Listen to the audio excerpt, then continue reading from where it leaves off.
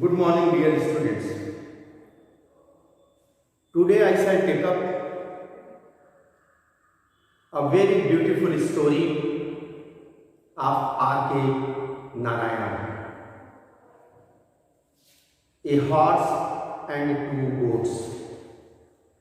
R.K. Narayana was an Indian writer who is best remembered for his stories set in the fictional South Indian town of Malgudi. Narayan's style is simple, easy and unpretentious, and his stories explore with humor and compassion the everyday lives of ordinary people. The following is an edited version of his short story, A Horse and Two Goats.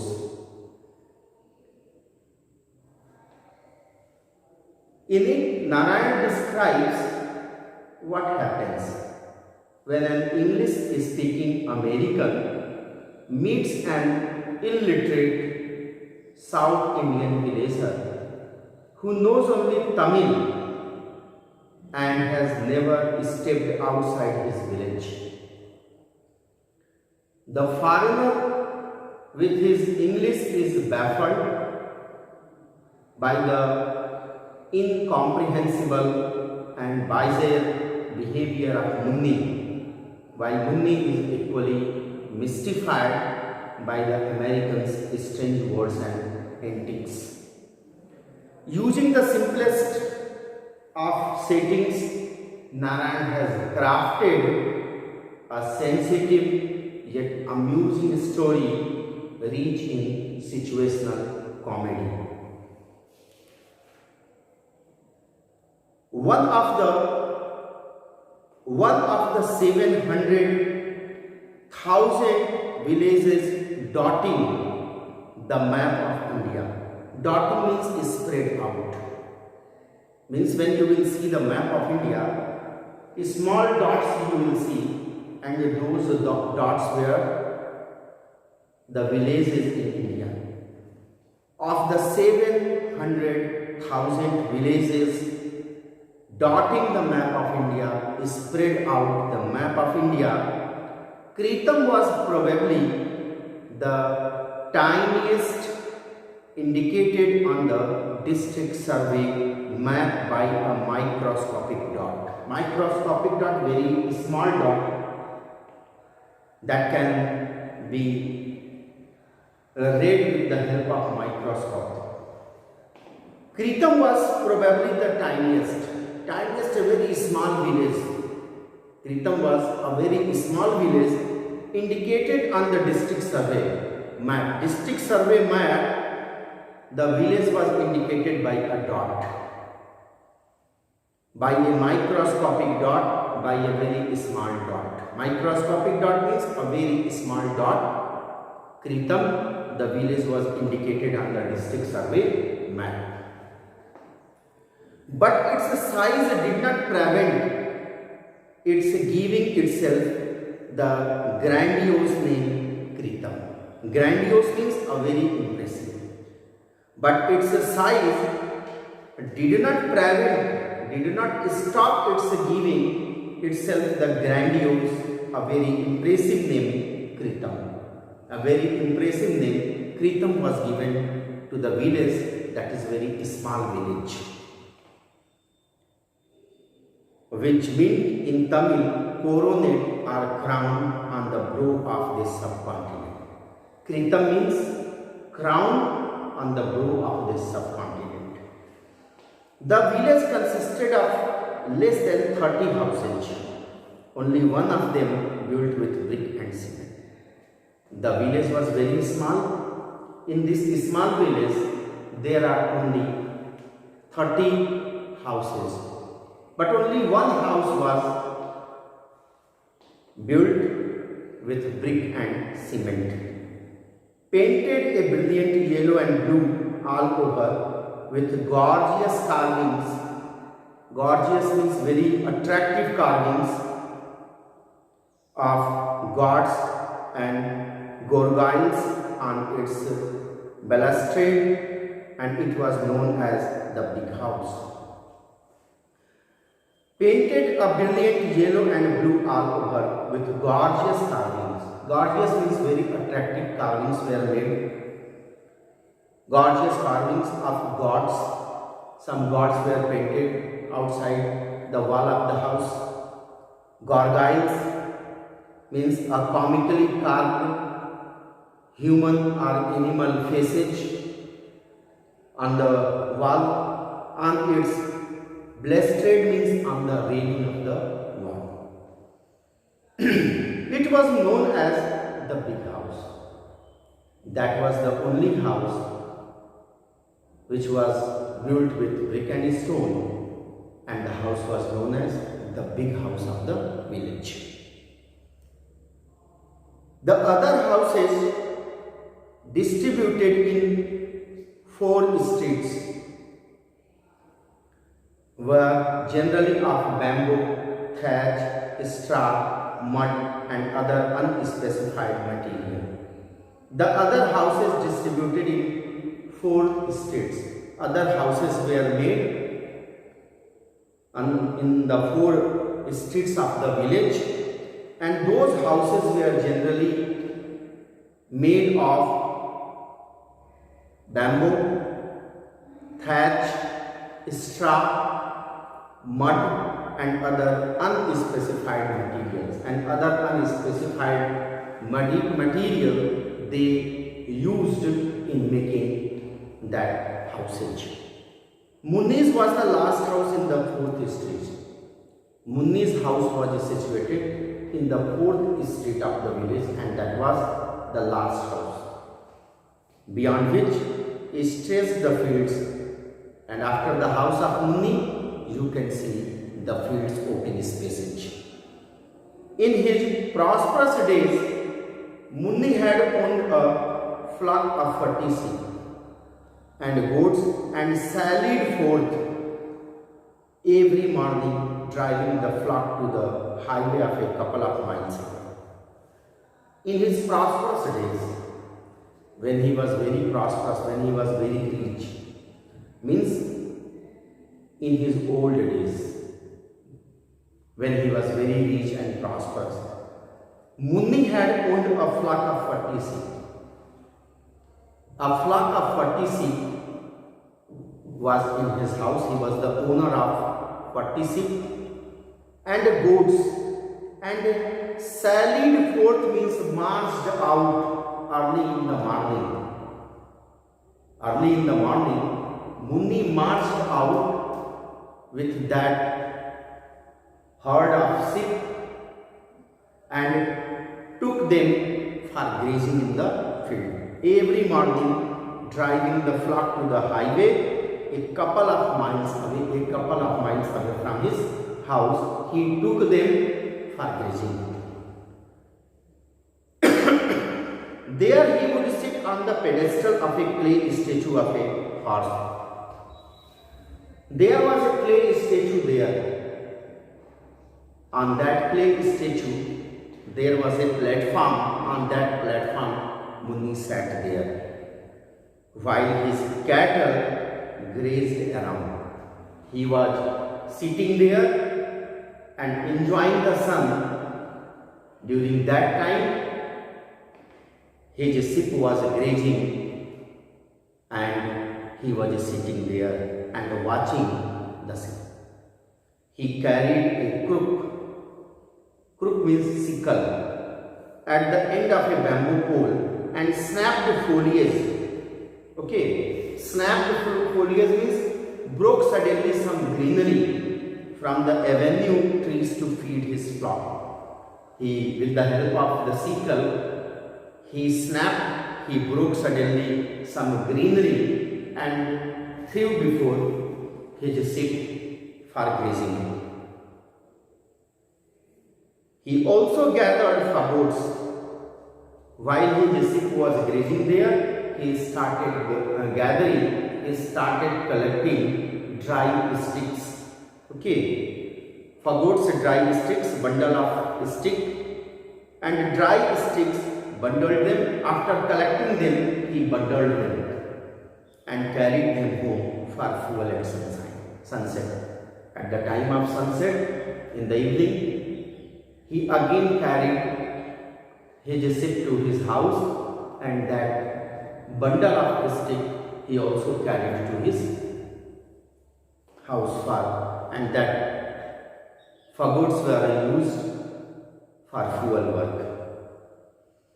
His wife lit the domestic fire at dawn, boiled water in a mud pot. His wife lit the domestic fire at dawn, boiled water in a mud pot early in the morning. When he was leaving his house, his wife put a bowl on fire, and in that bowl he put some water, threw into a handful of millet flour.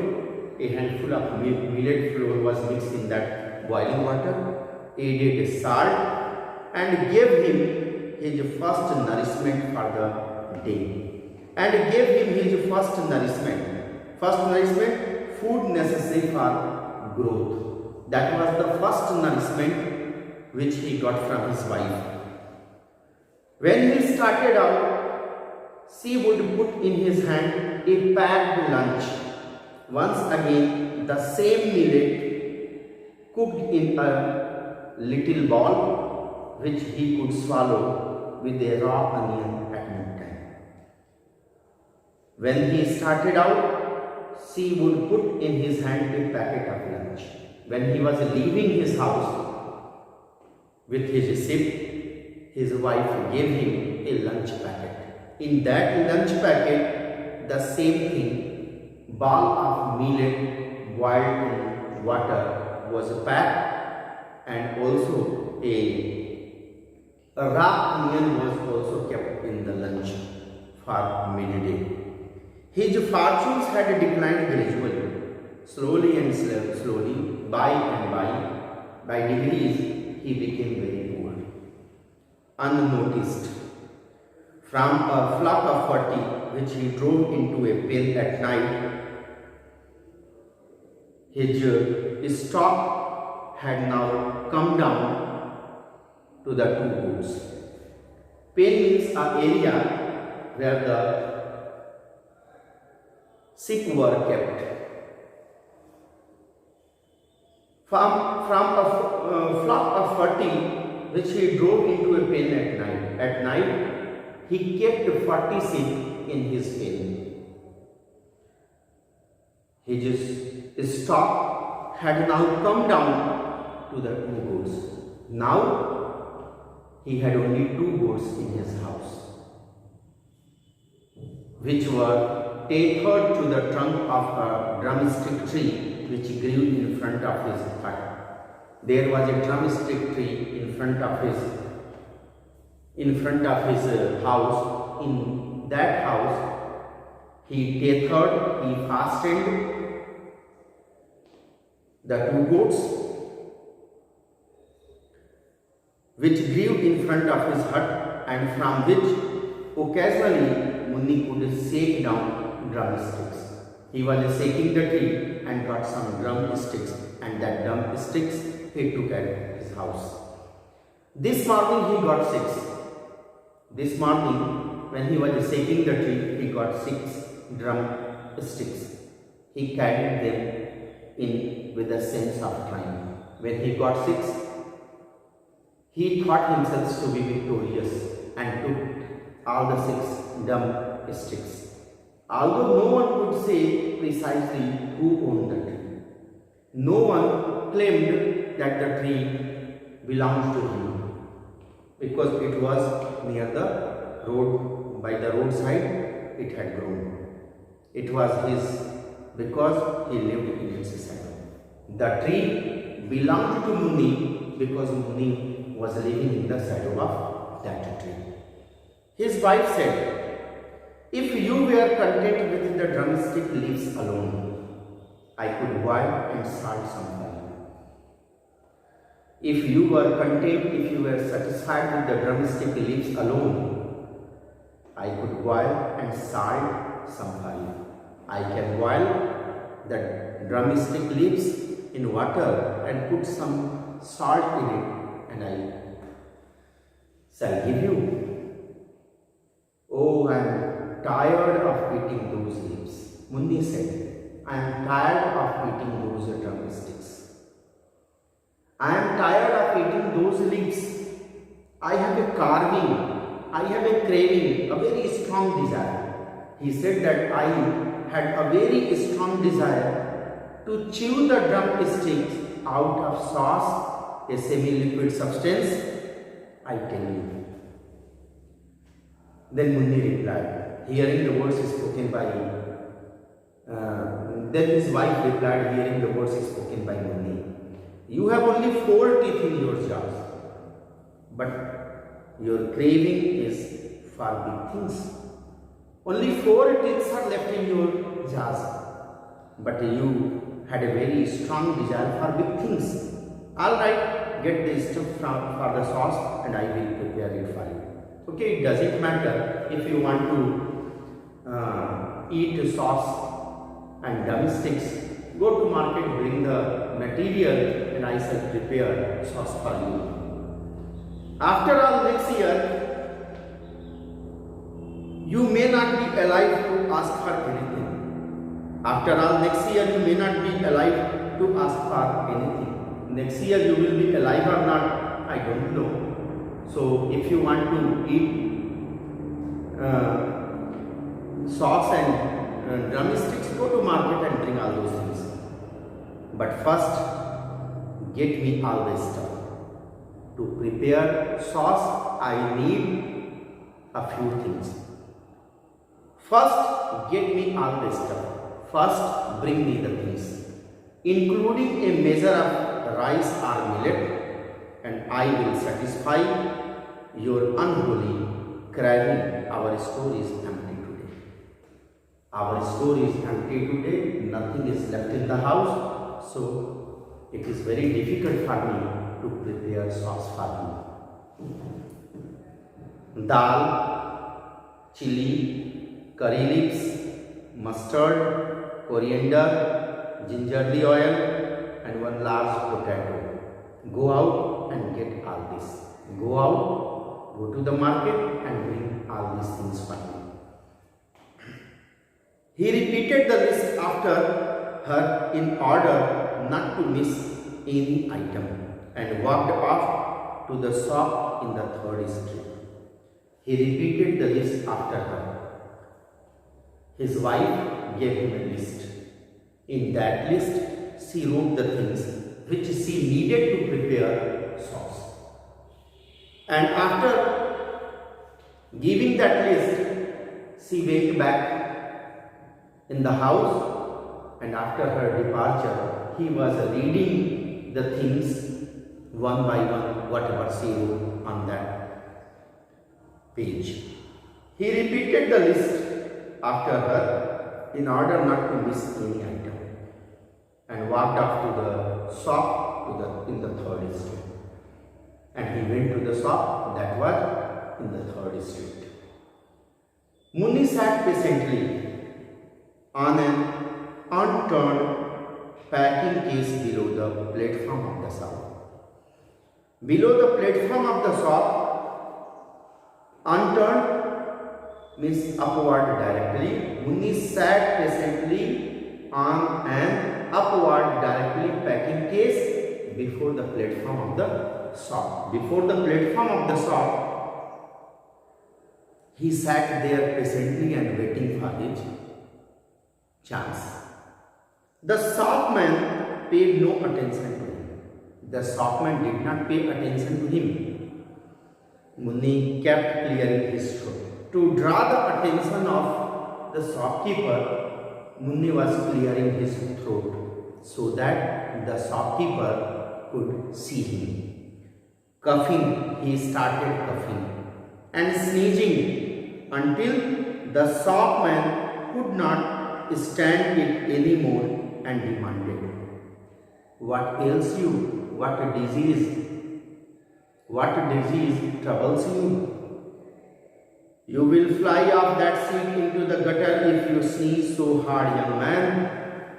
The shopkeeper said, if you will sneeze in such a way, then you will fall into the gutter. Munni laughed inordinately. Munni laughed inordinately more than is usual or expected. In order to please the shopman at being called young man. This completely won the shopman over. He liked his sense of humor to be appreciated.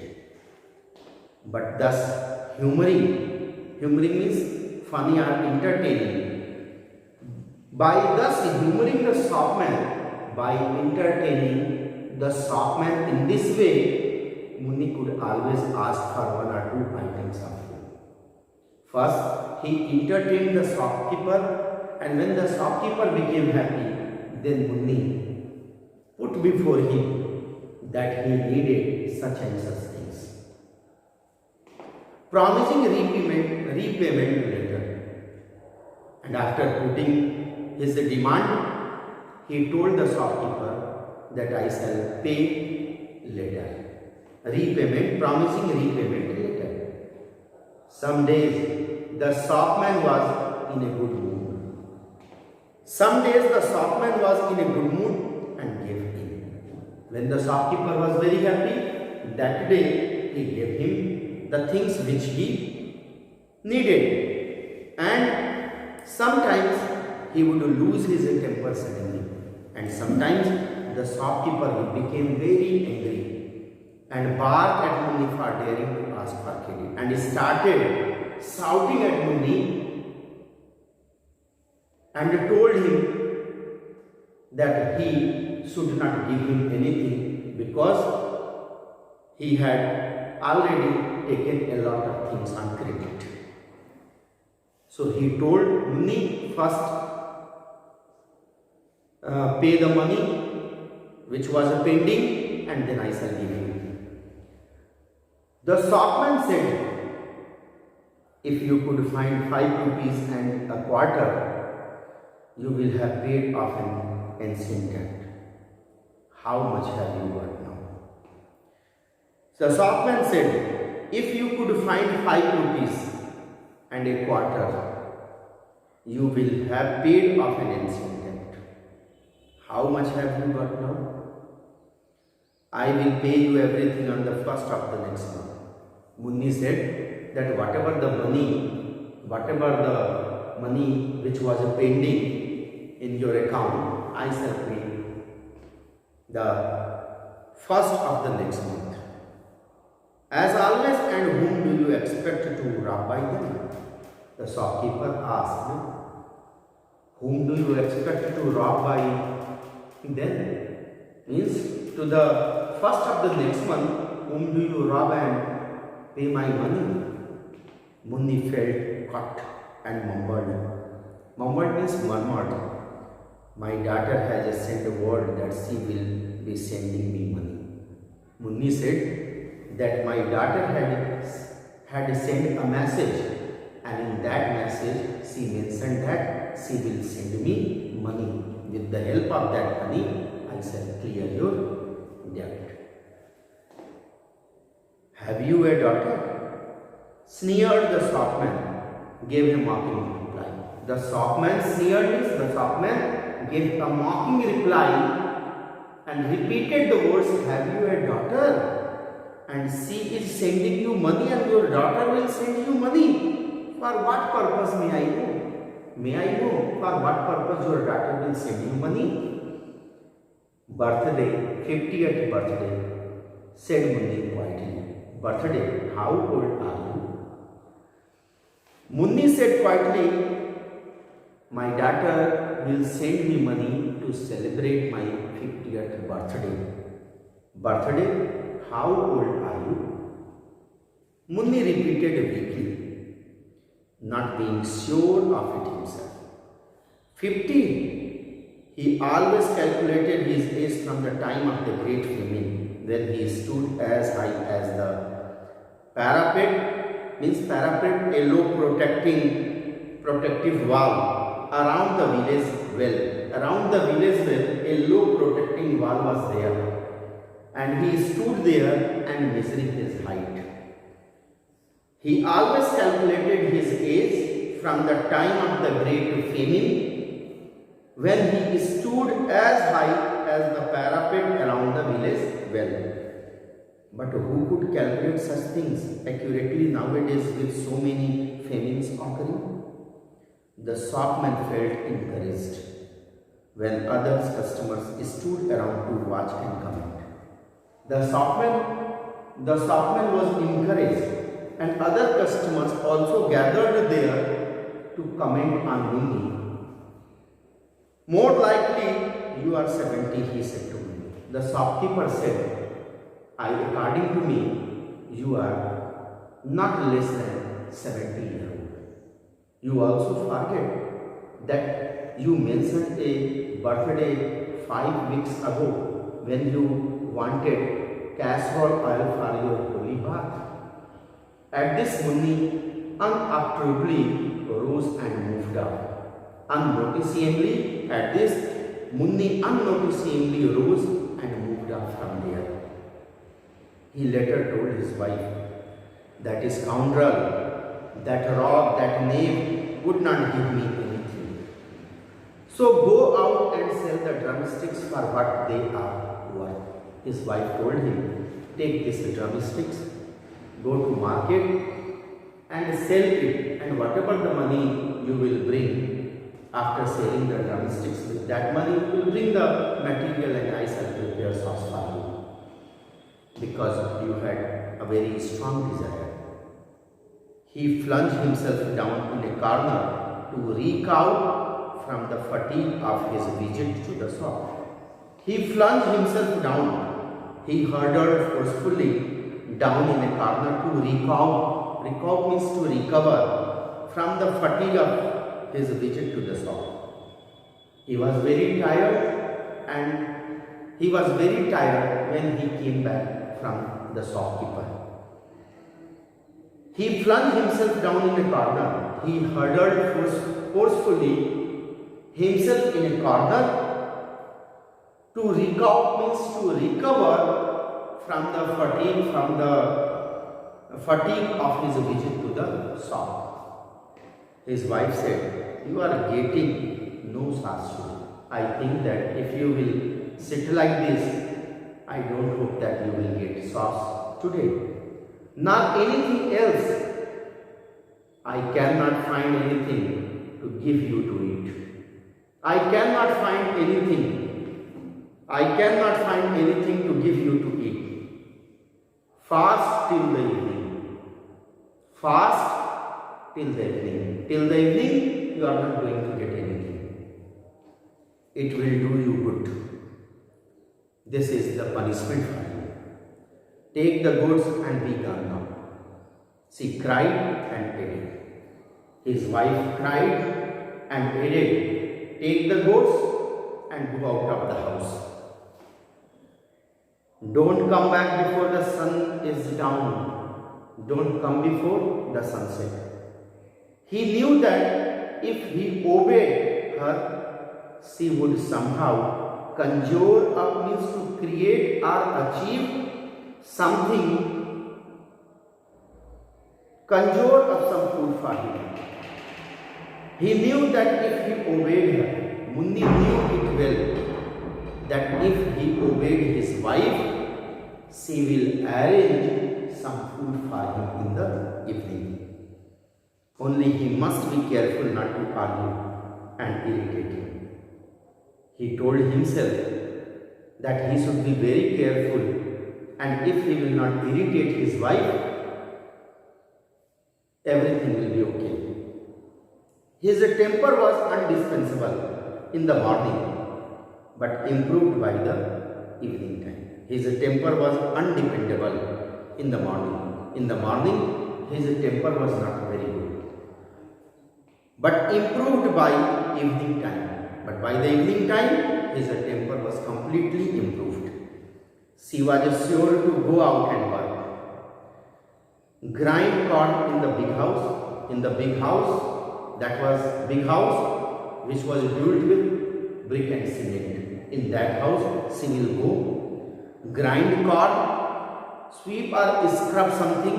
She will do the work of sweeping and scrubbing and earn enough to buy food stuff and keep a dinner ready for him in the evening.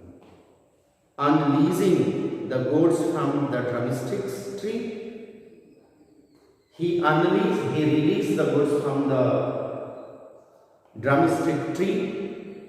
Munni started out, driving them ahead and uttering weird cries, strange cries from time to time in order to urge them on. He passed through the village with his head bowed in thought. He kept his head down and he passed the village. He did not keep his head up. He did not want to look anyone or to accosted. Accosted means detained. He did not want that anyone stopped him or detained him. That's why he kept his head down.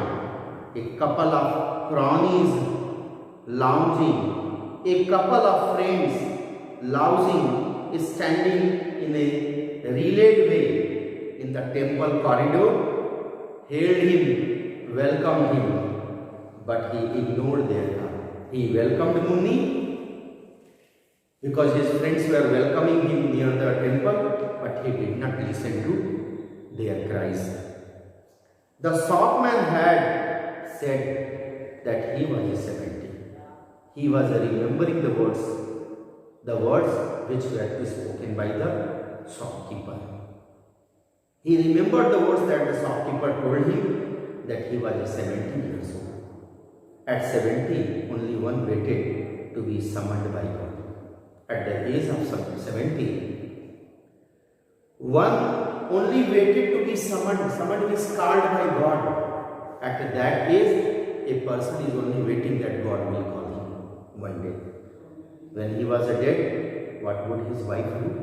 He started thinking about his wife. What will happen to his wife if he will die? They had lived in each other's company since they were children. He thought that when they were children, they were living since their childhood. He had been told on their day of wedding that he was 10 years older and she was 8. He told his wife that he was 10 years old and his wife was 8 years old. Progeny, none. Offspring, none. He had no issue. Perhaps a large progeny would have brought him the blessings of God. Only on the outskirts did he lift his head and look up. When he passed the village, he kept his head up and looked. He urged and bullied. Bullied means forced the goats until they meandered, they curved along to the foot of the horse statue on the edge of the village. He sat on its pedestal.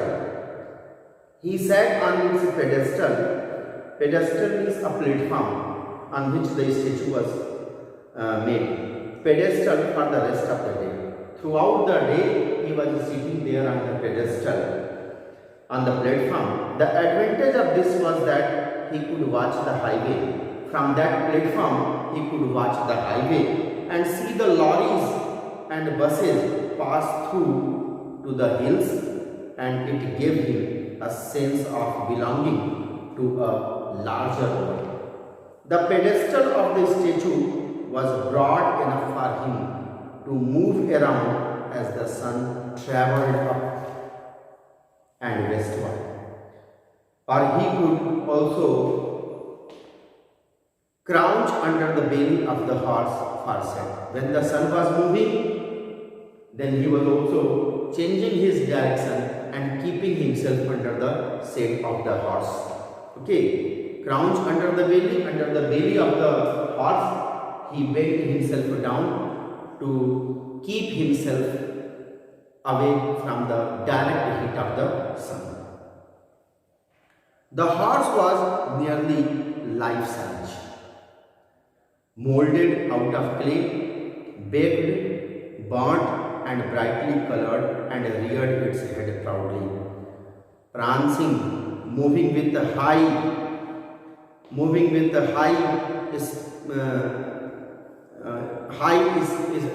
with his steps keeping up, prancing its four legs in the air and flourishing its tail in a loop. Beside the horse stood a warrior with seethi. Seethi means a tool with curved blade, especially for cutting long grass. Seethi like mustachio, long mustache, bulging eyes, okay, swelling eyes, and aquiline nose, curved nose. The horse itself was said to have been as white as a dhobi washed sheet, and had on its back a cover of pure brocade. Brocade means a rich fabric woven with a raised pattern, typically with gold and silver thread, of red and black lace, matching the multicolored sauce means waistband around the waist of the warrior. But none in the village remembered the splendor, as no one noticed its existence. No one in the village remembered the splendor, as no one noticed its existence. Even Munni, who spent all his waking hours at its foot, never bothered to know. Munni, who was spending his day under the shade of the horse, he never keep his head up to see the warrior. It was untouched even by the young vandals of the village, who guessed the tree trunks with knives and tried to topple off milestones. It was untouched even by the young vandals. Young vandals means persons who deliberately damaged property. Vandals of the village who gazed tree trunks cut using knife or sword with trunks with knives and tried to topple off milestones and inscribed means written or carved lewd designs on all walls. This statue had been closer to the population of the village at one time when this spot bordered the village. Munni sat at the foot of the statue. Munni was sitting at the foot of the statue, watching his two goats graze in the arid means dry soil. Munni sat at the foot of the statue. Munni was sitting at the foot of the statue, and from there, from the pedestal, from the platform where he was sitting, from there he was watching his two goats, and the goats were grazing in the arid soil, dry soil, among the cactus, a kind of desert plant, and lantana bushes, evergreen shrubs. He looked at the sun. From there he was staring at the sun. It had tilted, it had slanted westward, no doubt. He thought that the sun is going westward, no doubt, but it was not the time yet to go back home. Seeing the position of the sun, he said to himself that this is not the time to go back to home. If he went too early, his wife would not have no food for him. He remembered the words spoken by his wife. His wife told him to come back home at the sunset, and he said that if he will reach early, his wife will not provide him food.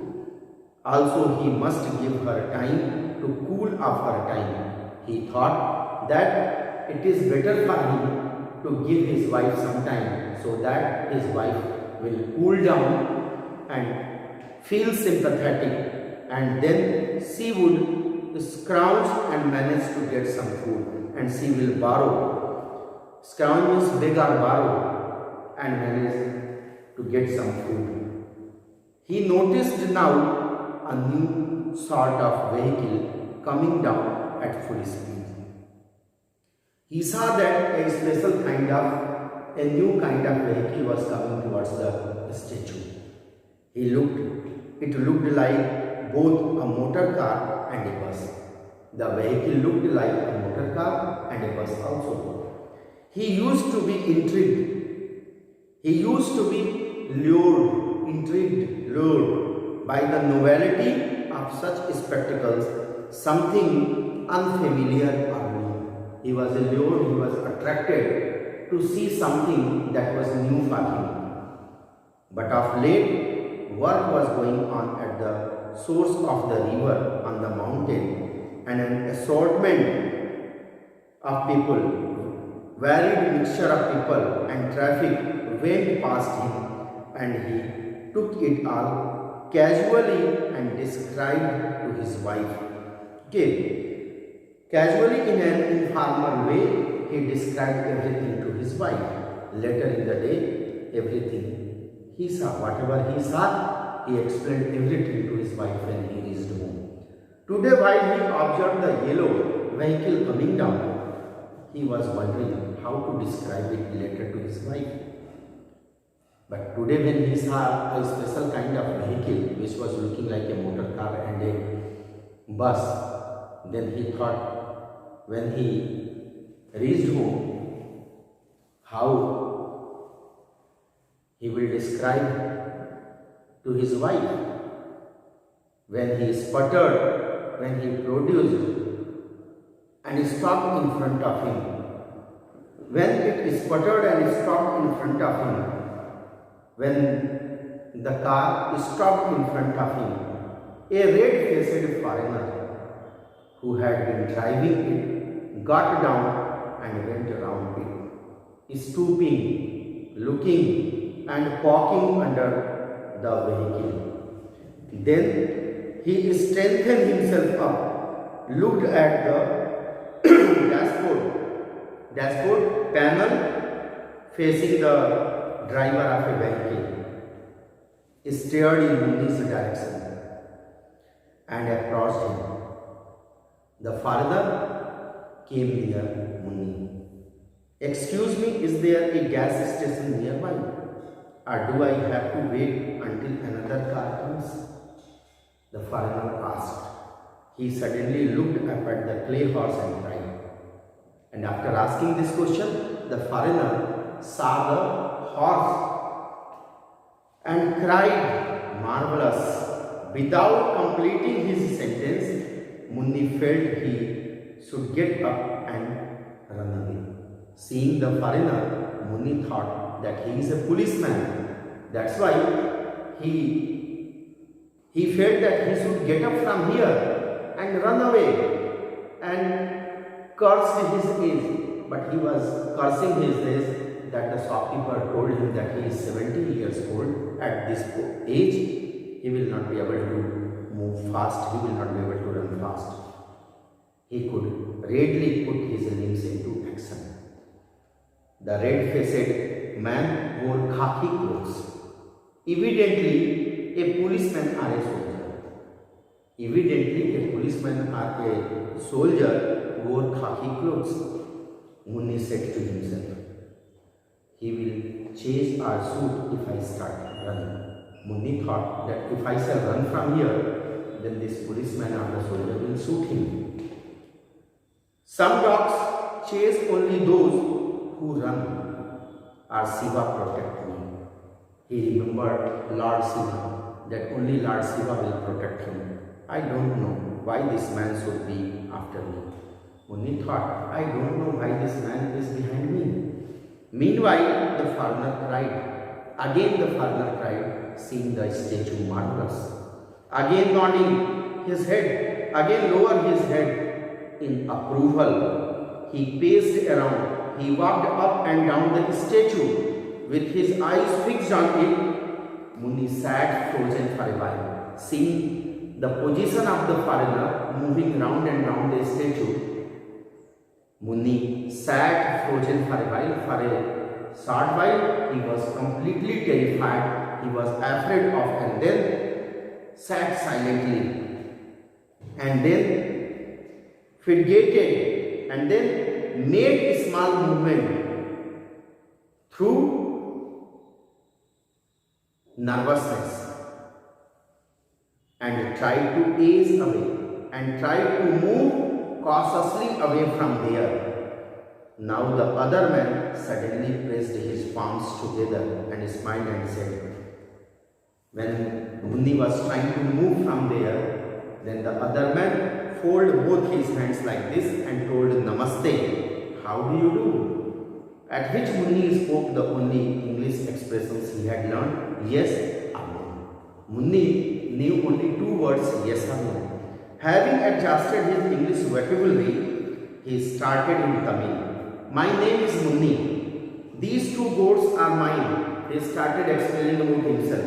And no one can gainsay, no one can deny it that the two goats does not belong to me. Though our village is full of slanderers, slanderers means the people who spread rumors these days, who will not hesitate to say that what belongs to me does not belong to me. The foreigner faithfully looked in the direction indicated by Munni's fingers, gazed for a while at the two goats and the rocks, and with a puzzled expression took out his silver cigarette case and lit a cigarette. The foreigner took out a cigarette case that was of silver and took a cigarette. He suddenly remembering the courtesies of the season, he asked, do you smoke? The foreigner remembered the courtesies and he asked Munni, do you smoke? Munni answered, yes, no. Whereupon the red-faced man took a cigarette and gave it to Munni, who received it with surprise, having had no offer of a smoke from anyone for years now.